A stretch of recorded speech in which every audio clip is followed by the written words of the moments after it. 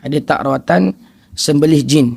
Dan ada yang mengatakan apa salahnya sembelih jin, kan? Dia sama kaitan dia dengan apa, tepuk, kita pukul dan sebagainya.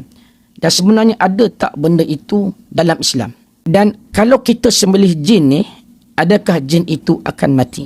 Benarkah jin itu mati? Sembelih jin ni yang banyak digunakan oleh perawat yang tak pasti sama ada dia syar'i ataupun tidak. Sebab selalunya tidaklah perawat yang syar'i ni dia tidak akan menggunakan kaedah sembelih jin ni, sebab dia tahu boleh berlakunya talbis iblis dan sebagainya. Kebanyakan mereka yang menggunakan kononnya telah sembelih jin, kononnya sembelih jin tu mati, kan? Akhirnya pesakit masih sakit lagi. Jadi bagaimana yang katakan dah sembelih jin tu mati? Kan, inilah yang dikatakan dengan talbis iblis, tipu daya syaitan yang berlaku kepada manusia. Ada yang setengah dia mengatakan itu hanya isyarat semata-mata. Semua ini tuan-tuan, dia berbalik kepada hukum. Apakah asal hukum sembelih ini di sisi agama? Mudah-mudahan Allah kurniakan kesembuhan insya-Allah kepada kita semua dengan cara yang diridai oleh Allah Subhanahu Wa Taala. Tuan-tuan, baru ni nak cerita, ada seorang pesakit yang asalnya datang buat rawatan dengan kami. Kita dah terangkan kepada dia tentang kaedah-kaedah rawatan yang syar'i, kaedah-kaedah rawatan ruqyah syar'iyah.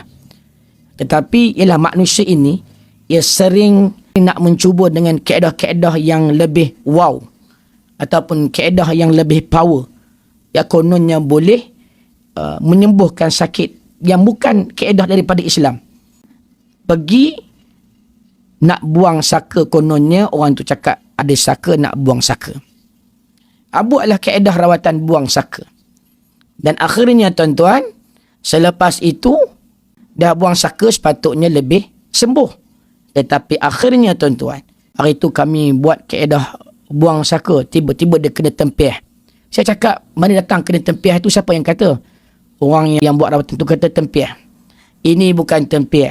Ini adalah kaedah rawatan yang tak betul. Tidak ada di dalam Islam kaedah rawatan yang berkaitan dengan buang saka ni, tidak ada dalam Islam.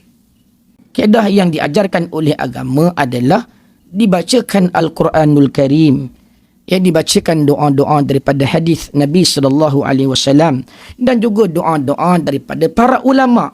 Itu yang agama ajar. Yang itulah seharusnya kaedah rawatan yang kita lakukan daripada awal lagi.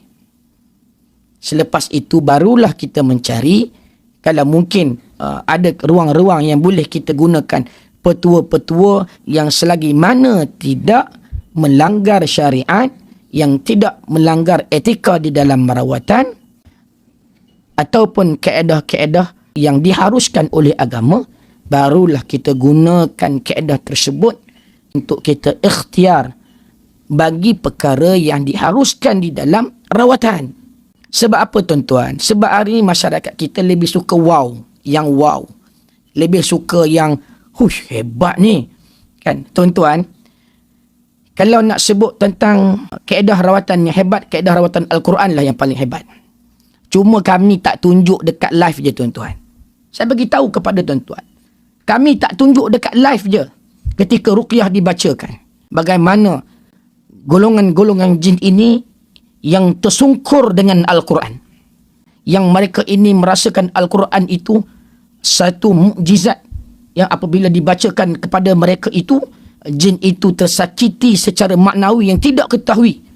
Dia rasa panas, dia menjerit-jerit dan sebagainya. Siapa yang pernah datang pusat rawatan kami tahulah, apabila mendengar jeritan-jeritan daripada makhluk jin, suara-suara yang tidak pernah didengari, ia suara-suara yang bukan suara manusia pun, dengan suara yang garau, yang nyaring dan sebagainya, yang gelak, nyaring dan sebagainya, yang dia mendengar suara itu, kadang-kadang dia boleh dengar ini macam suara dalam cerita hantu, kan, cerita kurafat, cerita dan sebagainya lah tuan-tuan.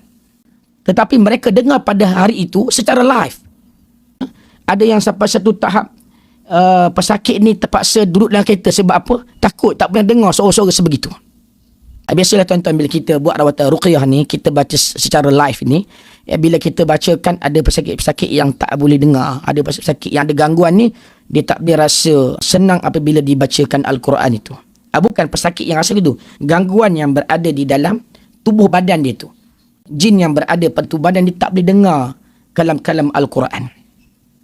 Satu perkara yang sangat penting yang perlu dijaga adalah pesakit menjaga amalan mereka. Yang ini yang menjadi satu perkara yang sangat penting, yang perawat tak boleh nak tolong, berkaitan dengan amalan. Jadi amalan ini siapa yang kena buat? Yang kena buat adalah pesakit. Tolong jaga amalan solat, tolong jaga amalan Al-Quran, tolong jaga amalan zikir, tolong jaga amalan menutup aurat dengan baik. Segala amalan-amalan kebaikan ini sebenarnya dia boleh memberi kesan kepada gangguan yang berada kepada tubuh badan kita itu. Segala amalan yang baik yang kita doakan. Sebab itu terdapat riwayat di dalam hadis, riwayat Muslim dan Al-Bukhari, yang berkaitan dengan amalan-amalan yang soleh ini boleh kita jadikan ia sebagai wasilah untuk kita mendapat kebaikan, untuk kita mendapat kesembuhan. Yakni dengan kata lain lebih dikenali sebagai bertawassul dengan amalan yang soleh. Sebab terdapat riwayat hadis di mana 3 orang yang terperangkap di dalam gua, ya, yang menutupi batu pintu gua itu sehingga mereka tak boleh nak keluar.